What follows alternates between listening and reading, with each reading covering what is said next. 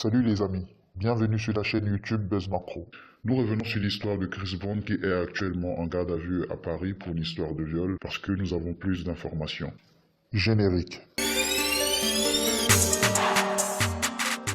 On disait tantôt qu'on a plus d'informations parce que la victime s'est exprimée lors d'une interview à des journalistes du journal Closer. Voici ce qu'elle dit. On lui pose la question. Comment avez-vous rencontré Chris Brown? La victime répond. Par le biais d'un ami qui travaille au Cristal, une boîte de nuit parisienne. Cet ami m'a demandé ce que je faisais le lendemain. Si ça me plairait de rencontrer Chris Brown. J'ai dit oui. Le lendemain, le mardi, j'avais rendez-vous. J'avais rendez-vous vers 23h à l'hôtel Le Mandarin Oriental pour rencontrer le rappeur.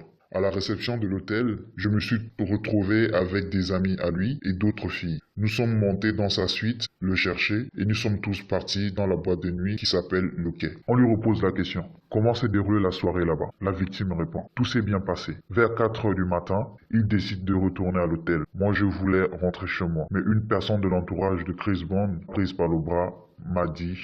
Viens, on va passer une bonne soirée. En sortant de la boîte, il y avait 2 Mercedes qui étaient complets. Alors j'ai dit, il n'y a plus de place, je vais rentrer chez moi. Là, on m'a répondu, non, viens. On m'a installé dans la voiture de Chris Brown avec une autre fille.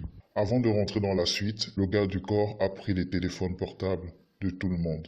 Ça ne m'a pas paru étonnant vu la notoriété de l'artiste. Je ne me suis pas inquiété. Une fois dans la suite, on nous a proposé à boire. Il y avait de la cocaïne, du shit. Il y avait une quinzaine de filles, des amis de Chris Brown. La musique était à fond. Des gens rentraient et sortaient. C'était un peu le bordel.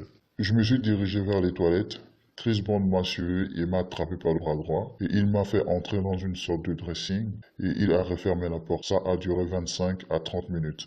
La journaliste pose la question. C'est là qu'il vous a agressé sexuellement? La victime répond oui. C'est encore trop difficile pour moi de vous expliquer en détail ce qu'il a fait. Mais c'était brutal, violent. Il était menaçant et agressif. J'ai eu très peur. Une fois que c'était terminé, il a ouvert la porte. Je lui ai dit que je voulais récupérer mon portable et rentrer chez moi. Chris Brown est allé voir un de ses amis. Je pensais que cette personne allait m'accompagner voir le garde-corps pour mon portable, mais ce n'était pas ce qu'il a fait. Qu'a-t-il fait? Et elle répond. Il m'a amené dans sa chambre et il a verrouillé la porte et il a aussi abusé de moi. Ça a été la même chose avec le garde-corps.